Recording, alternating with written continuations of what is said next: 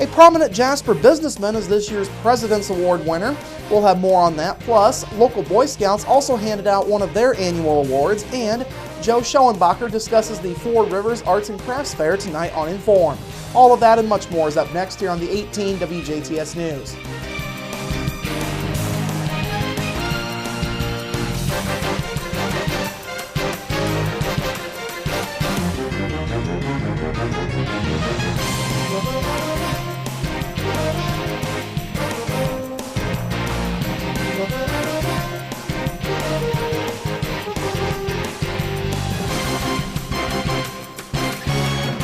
Hello, I'm Bradford Raths. We begin with a prominent Jasper businessman being honored by the Jasper Chamber of Commerce.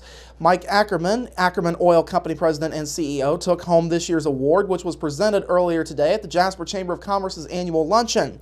Ackerman says the award was quite the surprise to him, but he was honored to win it. I didn't really expect anything. I feel like I don't necessarily do a lot more than anyone else, but at the same time, I'm very appreciative of it. And, definitely couldn't do it without the help of family and employees that allow us to get out here and do things. So. A 1978 graduate of Jasper High School as an honors student, Ackerman was part of JHS's Class 2A state finals football teams in 1976 and 1977.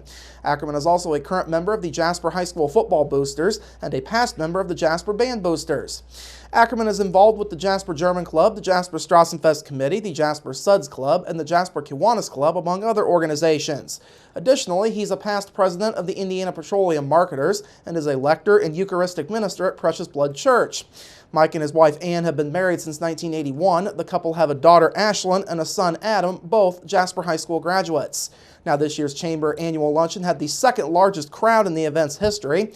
This was the 62nd annual luncheon for the Jasper Chamber of Commerce.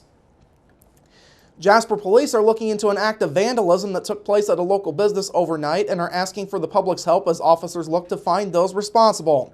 Police say sometime between 5 o'clock yesterday afternoon and 4:30 this morning, someone broke out several windows at Forest Products located along 30th Street. Anyone with information on the vandalism is asked to call Jasper Police at 812-482-2255 or the department's anonymous tip line at 812-481-COPS. Now, the Jasper Chamber of Commerce is not the only group that gave out an award over the last 24 hours. Our congratulations also go out to Brenda Stallings this evening. The president and CEO of Matrix Integration has been presented with this year's Distinguished Citizen Award for the Lincoln Heritage District of Boy Scouts of America. Stallings received the 23rd annual award during a dinner held last night at the Huntingburg Event Center. Stallings says she was flattered to receive the Distinguished Citizen Award, an award whose list of past winners includes Gervis Schwenk, Dave Beeler, Hank Menke, and last year's winner Ray Snowden. Stallings also says her giving back to the community really jump-started over the last 7 years, but she says she's trying to change things for the next generation. What I'm encouraging them to do is actually pick something that they may enjoy, whether that be the Cancer Society, the Relay for Life, whether that be junior achievement, etc., giving them the time and the encouragement to get involved.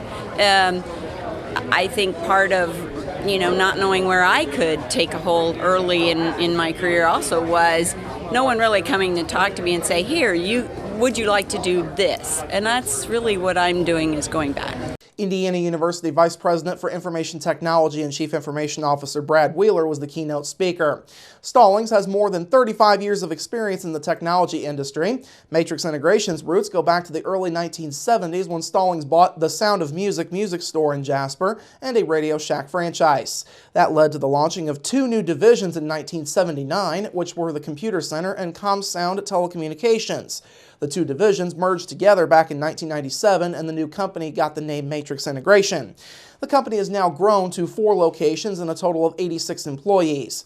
Of course, Matrix Integration has received its share of accolades through the years. It was named as one of the best places to work in Indiana 6 times and as one of VAR's top 500 largest solution providers in America 9 times.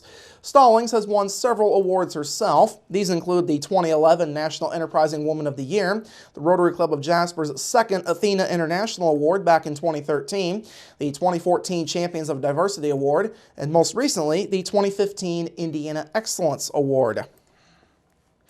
Officials with the city of Huntingburg want to remind everyone of a couple of street closings that are coming up. The city says 1st Street between Jackson and Van Buren Streets, as well as Leland Drive between 20th and 22nd Streets, will close for repairs and paving the week of October 26th through the 30th.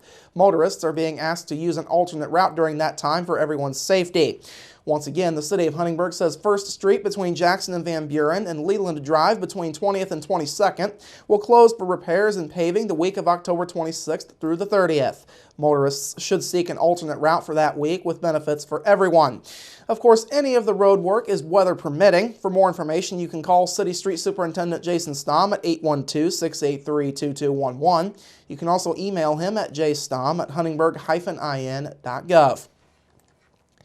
8th District Congressman Larry Bucshon says economic growth in the United States has slowed to a near halt over the last few years, something that needs to be changed for the better. The congressman says though many people are concerned about other issues, including the Middle East and road funding, they are still most concerned with their day-to-day living. At the end of the day, though, what's really important when you really get down to it for people is what's happening in their local communities related to the economy. What's the price of a gallon of gas? What's the price of groceries? And what we can do in Washington, D.C. to keep those prices down, keep inflation low, and also create jobs. On the job front, the September report from the U.S. Department of Labor shows that just 142,000 jobs were created across the country last month. Unemployment remains steady at 5.1%. Of course, the Du Bois County economy is in better shape than some other parts of the country. The county continues to boast the state's lowest unemployment rate at 3% as of August. Officials in Jasper and elsewhere have also taken on several projects to repurpose old buildings for other uses that can generate more economic development. Some of those projects include the Jasper Lofts to go into the former Jofco building and the senior housing project at the former St. Joseph's Hospital building in Huntingburg. Bucshon says projects such as these are vital to kickstarting local economies. He also says the projects are a result of forward thinking by community leaders. You know, people are recognizing that, there's a lot of things you can do with rejuvenating your communities and getting people more engaged in the city itself, rather than, building new buildings, finding old, really nice, historic almost buildings that can be rejuvenated and attract people to come into the community, and also, honestly, it creates jobs. Now, as a whole, Indiana's unemployment rate is at 4.6%, or half of a percentage point below the national average. It's the lowest unemployment rate for Indiana since 2007. And finally, tonight, Secretary of State John Kerry is condemning terrorist attacks against Israelis, saying there is no justification for violence. Kerry, who plans to visit the Mideast next week, says the U.S. backs Israel's right to defend itself. The message delivered earlier today at Indiana University was stronger in its support for the Jewish state than previous U.S. statements. Now, on Wednesday, Kerry's spokesman John Kirby said Israel had not abided by long-standing rules for Jerusalem's religious sites, which he said has led to a lot of the violence. Kirby later said he did not mean to suggest the status quo for the city's Temple Mount or Haram al-Sharif had been broken. Kerry stressed the need to quickly restore calm, and he urged all sides to prevent inflammatory rhetoric, accusations, and actions that could lead to violence. All right, coming up after the break, more about the Four Rivers Arts and Crafts Fair on Inform. We're back after this.